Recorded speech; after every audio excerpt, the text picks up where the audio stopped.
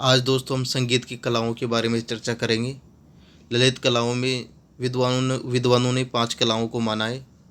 चित्रकला, स्थापत्य कला, मूर्ति कला, काव्य कला और संगीत कला। इन पांचों कलाओं में से संगीत कला को एक महत्वपूर्ण स्थान प्रदान है। मानवता का वह चिरसंगी हमेशा से संगीत रहा है। यह एक भाषा नहीं जिसका प्रयोग आदिकाल से अनंत काल तक होता रहा है।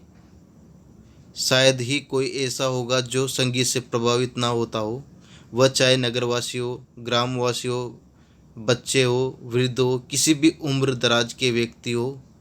संगीत में सबका मन मोहने की शक्ति विद्यमान है। यह एक ऐसी भाषा है जो भाषा न जानने वालों को भी मंत्रमुग्ध कर देती है, क्योंकि यह सत्य है कि संगीत उस बिंदु से प्रारंभ होता है जहाँ शाब्दिक अभिव्यक्ति के अन्य साधन असफल हो जाते हैं और कलाकार किसी विशिष्ट वातावरण जन्य परिस्थितियों में स्वयं के द्वारा अनुभूत वह सूक्ष्म मनोभावों को अपने अंदर से आह्वान करता है और उन्हें स्वर ताल के माध्यम से अमूर्त कल्पनाओं द्वारा व्यक्त करके श्रोताओं तक पहुंचाने में सफल होता है। इस प्रकार संगीत को हम कह सकते हैं कि संगीत वह कला है जिसमें कलाकार अपनी सूक्ष्म मनोभावनाओं को स्वर व ताल के माध्यम से श्रोताओं को चरमानंद तक पहुंचाते ही नहीं वरन अभिभूत करा देते हैं। कलाकार की सफलता श्रोताओं को चरमानंद की अवस्था में ले जाने में ही निहित है। यहाँ पर कला क्या है यह जान लेना उचित होगा। माना गया है कि जब कलाकार अपनी मानवीय भावनाओं को कलात्मक तरीके से दूसरों तक पहुँचाता है, उनके संवेगों, विश्वासों, विचारों को झकझोरने की क्षमता अपनी कलात्मकता के द्वारा रखने में सक्षम होता है, उसे ही कला कहते हैं। यहाँ पर हम केवल ललित कलाओं, जिनको अंग्रेजी में फाइन आर्ट कहा गया है, उनके ही बारे में बात करेंगे। हमारे विद्वानों ने ललित कलाओं के अंतर्गत 5 कलाओं को स्थान दिया है: चित्रकला, स्थापत्य कला, मूर्ति कला, काव्य कला और संगीत कला। हम अगर ध्यान से देखें तो हम पाते हैं कि उपरोक्त सभी कलाओं में अभिव्यक्ति का माध्यम यदि बदल दे तो कला ही भिन्न हो जाती है। सबसे पहले हम बात करते हैं चित्रकला। चित्रकला में कलाकार कैनवास, रंग, ब्रश इत्यादि का माध्यम अपनाता है और उसके द्वारा चित्र बनाता है और अपनी भावनाओं को उस पर उकेर कर अपनी भावनाओं को व्यक्त करता है। स्थापत्य कला। स्थापत्य कला में कलाकार अनेक प्रकार की भव्य इमारतों का निर्माण करके अपनी कला का परिचय देता है। आगरा का ताजमहल स्थापत्य कला का एक अमुक उदाहरण है। मूर्ति कला। मूर्ति कलाकार भांति भांति की मूर्तियों द्वारा जिन्हें वह पत्थर की शिलाओं को काट कर उन पर मूर्तियां बनाकर अपनी भावनाओं को व्यक्त करता है और अजंता एलोरा की गुफाओं की मूर्तियां अपने में मूर्तिकला की परिचायक है। काव्य कला।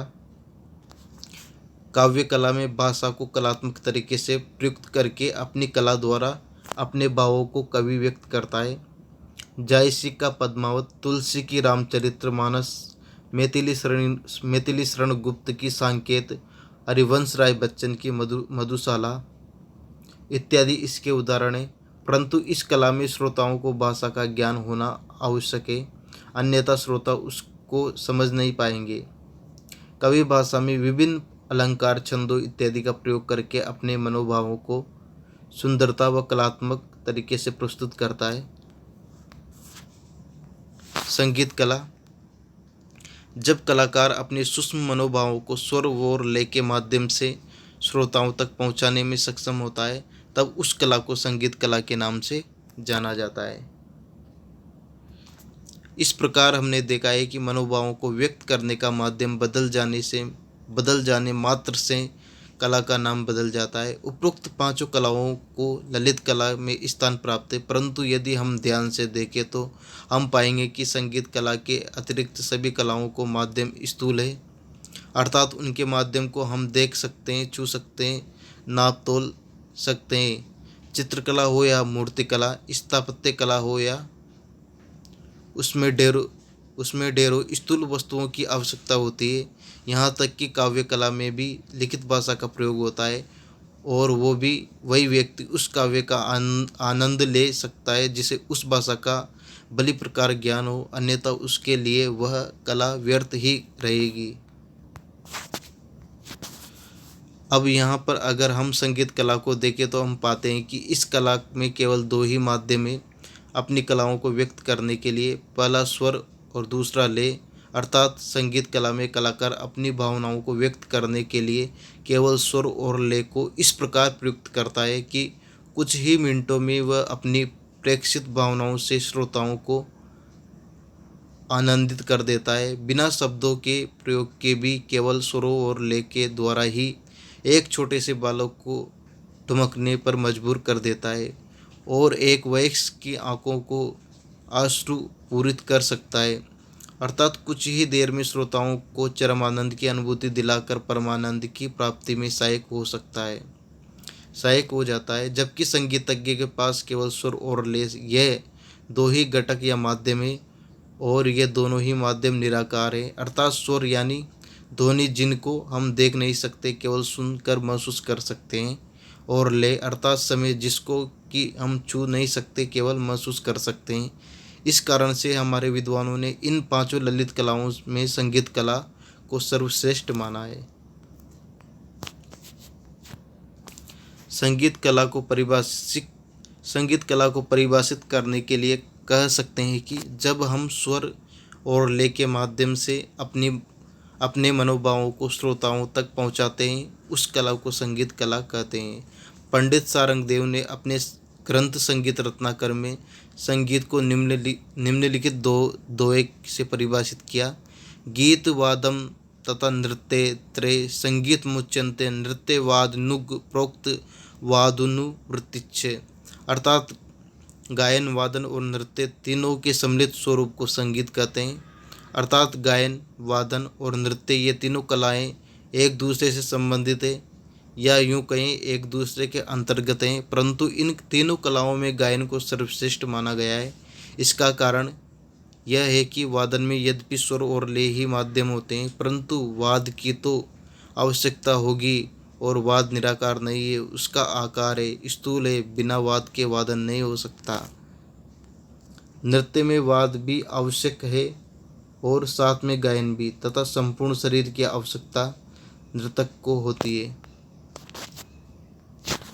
अपने भावों आदि का संप्रेषण के लिए, परंतु गायन बिना वाद के केवल कंठ के उपयोग से भी संभव हो सकता है।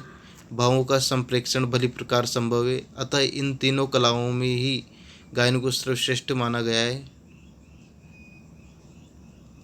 द्वितीय स्थान वादन को और तृतीय स्थान नृत्य को प्राप्त है, परंतु इन तीनों के सम्मिलित स्वरूप को ही हम संगीत कहा जाता है। जैसे कि पंडित सारंगदेव के श्लोकों से स्पष्ट है, संगीत कला के मुख्य तत्व या घटक दो ही हैं, स्वर और लय। अर्थात स्वर और लय के द्वारा ही संगीत कला का निर्वहन होता है। स्वर यानी ध्वनि और लय अर्थात रिदम या गति। अतः अब हमें इन दोनों तत्वों के विषय में जानना आवश्यक है। सर्वप्रथम हम स्वर के विषय में विस्तार से चर्चा करेंगे। दोस्तों, स्वर के विषय में हम नेक्स्ट चैप्टर में चर्चा करेंगे। आज के लिए इतना ही। अगर आपको हमारा वीडियो पसंद आए तो लाइक कीजिए, शेयर कीजिए और सब्सक्राइब कीजिए। Thank you friend.